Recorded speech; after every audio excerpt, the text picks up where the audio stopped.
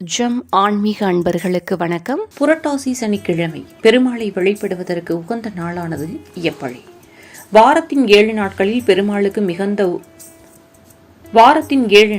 பெருமாளுக்கு மிகவும் உகந்த நாள் சனிக்கிழமைதான். அதுவும் புரட்டாசி சனிக்கிழமைகள் என்றால் அதன் விசேஷமே தனிதான். ஒரு புரட்டாசி சனிக்கிழமை நன்னாளில் திருவோண நட்சத்திரம் கூடிய தினத்தில்தான் எம்பெருமான் ஏழுமலையின் மீது எழுந்தருளியதாக பல ஆச்சாரிய பெருமக்கள் நமக்கு காட்டி தந்திருக்கிறார்கள். சனிக்கிழமை திருமால் வழிபாட்டுக்கு உகந்த நாளாக எப்படி மாறிப்போனது என்பதை இந்த பதிவில் பார்க்கலாம் வாருங்கள். நவகிரகங்களில் சனீஸ்வரன் என்ற பெயரை கேட்டாலே எல்லோரும் நடுங்கித்தான் போவோம். சனீஸ்வரன், அதாவது மெதுவாக சஞ்சரிக்கும் சனீஸ்வரனுக்கு நீண்ட நாட்களாக மனதில் ஒரு குறை இருந்து வந்ததாம். தன்னை கண்டாலே அல்லது தனது பெயரை கேட்டாலோ எல்லோருமே பயப்படுகிறார்கள். தன்னை அமங்கலமானவன் என்றே சொல்கிறார்கள். இந்த குறையை தீர்த்து கொள்ள என்ன செய்வது என்று நாரத முனிவரிடம் கேட்டாராம். நாரத முனிவர் சனீஸ்வரரை திருவாய்ப்படிக்கு அழைத்து சென்றாராம். திருவாய்ப்படியில் அன்றைய தினம் ஹோலி பண்டிகைக்கு முன்தினமான ஹோலிகா தகனம் நடைபெற்றது. ஹோலிகா என்பவள் ஹிரண்யகசிபுவின் தங்கை. பிரகலாதனை கொல்வதற்காக ஹிரண்யகசிபு பிரகலாதனை நெருப்பில் போட அந்த நெருப்பில் இருந்த ஹோலிகாவின் பிடியில் இருந்தும் தீயின் பிடியில் இருந்தும் ஹரியின் ஸ்மரணத்தால் எப்படி பிரகலாதன் தப்பித்தான் என்பதை கொண்டாடும் விதமாகவே ஹோலிகா தகனத்தை வட இந்தியர்கள் கொண்டாடுவார்கள். ஹோலிகா தகனத்துக்காக அடுக்கி வைக்கப்பட்டிருந்த கொள்ளிக்கட்டைகளை சனீஸ்வரனும் நாரத முனிவரும் பார்த்தார்களாம்.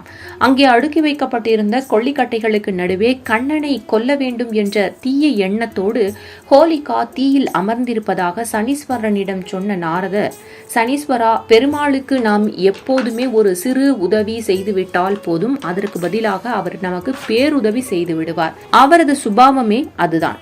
அன்று பிரகலாதனை காப்பாற்றிய அந்த நாராயணன் தான் இன்று கண்ணனாக திருவாய்ப்படியில் இருக்கிறான் என்பதை அறிந்துதான் அவனை பழி தீர்க்க ஹோலிகா இந்த தீயில் இன்று அமர்ந்திருக்கிறாள்.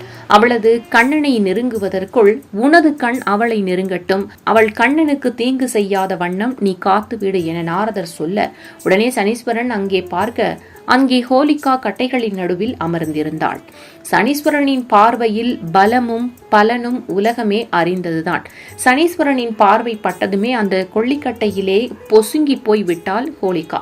நாரதர் உடனே சனீஸ்வரரை, நீ கிருஷ்ணரிடம் அழைத்து சென்று, எல்லாம் அறிந்த எம்பெருமானே, உங்களை அழிக்க வந்த ஹோலிகாவை அழைத்து உங்களுக்கு கைங்கரியம் செய்திருக்கிறார் இந்த சனீஸ்வரன், அவருக்கு நீங்கள் அனுகிரகம் செய்து வரங்களை தர வேண்டும் என்றார். உடனே மாயவன் கண்ணபிரான் தனக்காக ஹோலிகாவை அழைத்த சனீஸ்வரனிடம், சனீஸ்வரா, உனக்கு 2 வரங்கள் தருகிறேன். சனிக்கிழமைகளில் விடியற்காலை பொழுது இனி சனி உஷஸ் வேளை என்று அழைக்கப்படும். எந்த ஒரு நல்ல விஷயம் செய்வதற்கும் ஏற்ற காலமாக நல்ல சுபவேளையாக இனி அந்த பொழுது விளங்கும். சனிக்கிழமை விடியற்காலைக்கே உரிய ஒரு தனி ஏற்றத்தை இதோ முதல் வரமாக உனக்கு தருகிறேன். இதோ இந்த யுகம் முடிந்ததும் நான் அடுத்த யுகத்திலே திருமலையிலே எழுந்தருளப் போகிறேன். நீ எனக்கு பிரியமான ஒரு உதவி செய்தால் எனக்கு மிகவும் பிரியமான நாளாக உனது நாளையே நான் கொண்டாடுகின்றேன். திருமலையில் என்னை சனிக்கிழமையில் வழிபடுவோரையும் சனிக்கிழமைகளில் என்னை மனதில் நிறுத்துவோரையும் நான் நிச்சயம் காத்தருள்வேன் என்றாராம். சனீஸ்வரனுக்கு அந்த திருமாலே திருவாய் மலர்ந்து கொடுத்தருளிய வரங்களால் சனிக்கிழமை பெருமாள் வழிபாட்டிற்குரிய நாளாக இன்றளவும் போற்றப்படுகிறது. நாமும் அனைத்து நாட்களிலும் திருமாலை துதிப்போம். சனிக்கிழமைகளில் கூடுதலாக அவனை துதித்து அவனுடைய அருளை பெறுவோம்.